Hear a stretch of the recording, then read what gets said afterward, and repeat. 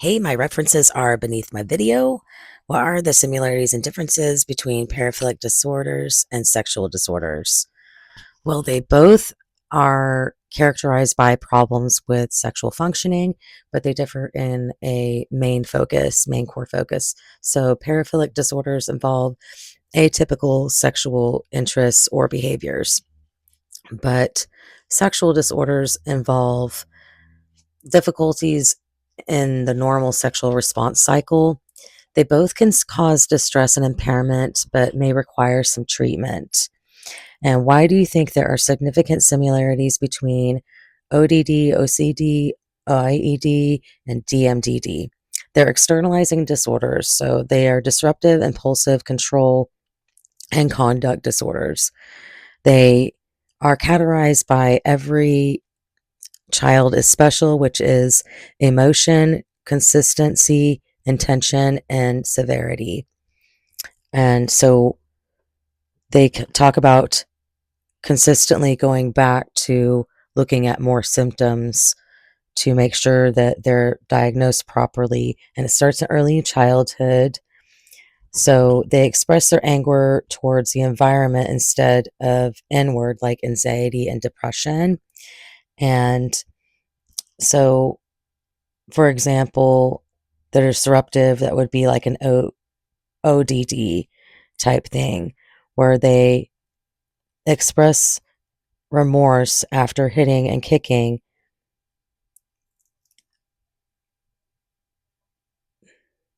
is IED, but not so much ODD or conduct. Conduct disorder is like a pretty high severity where it gets threats on your property, property damage, physical fights, robberies, violence, sexual coercion. But with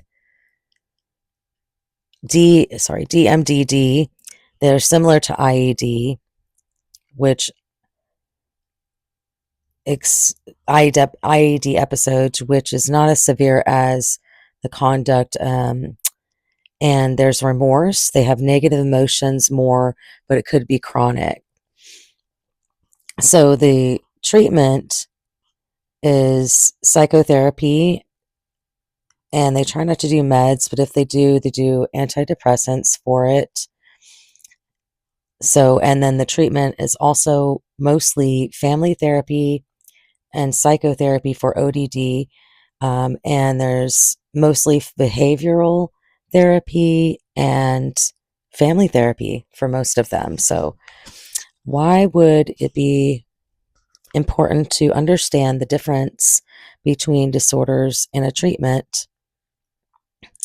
Well, there's more than the patient involved in this process. So usually, like, there's a parent and a child, and the parent basically has power over that child and their treatment and what they do for them and get them help with, and understanding these behaviors and the disruptive behavior.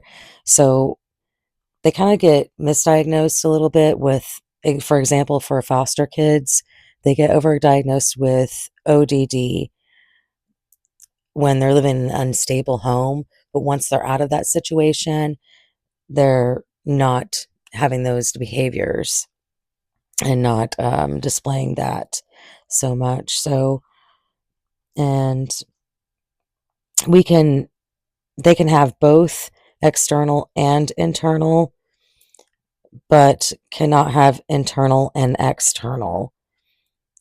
So they can have trauma manifesting from these symptoms.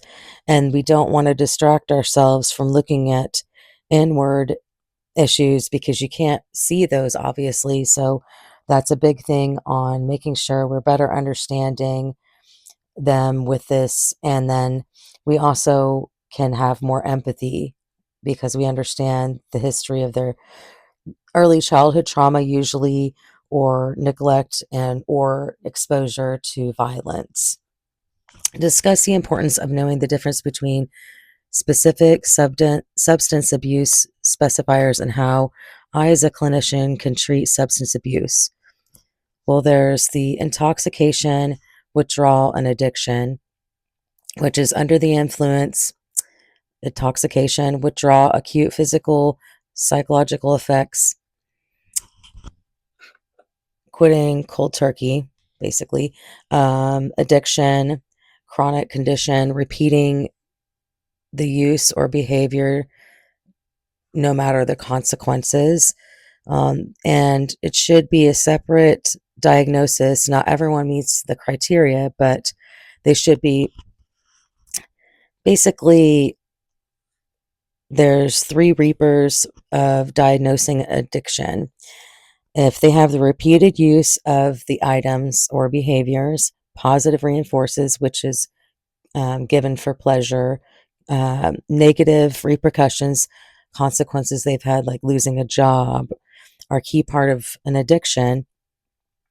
So if they have all three of these, then they can be diagnosed with the intoxication, withdrawal, and addiction, and the three reapers, and then the compulsion, knowing the difference between addiction and compulsion.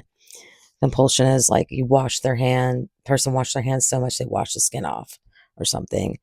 And then the treatment is underdiagnosed because people are afraid and have shame in getting treatment for it. And there's also men getting more treatment than women because they use drugs more. There's like a comorbid, also dual diagnosis that has screening for addiction that's important, and how addictive, how easy or not it is to quit. That's another reason or grade or categorization you could put them on. Understanding that 20% of deaths end in addiction. They have high medical bills, broken families, suicide, violence, but 10% receive high quality treatment.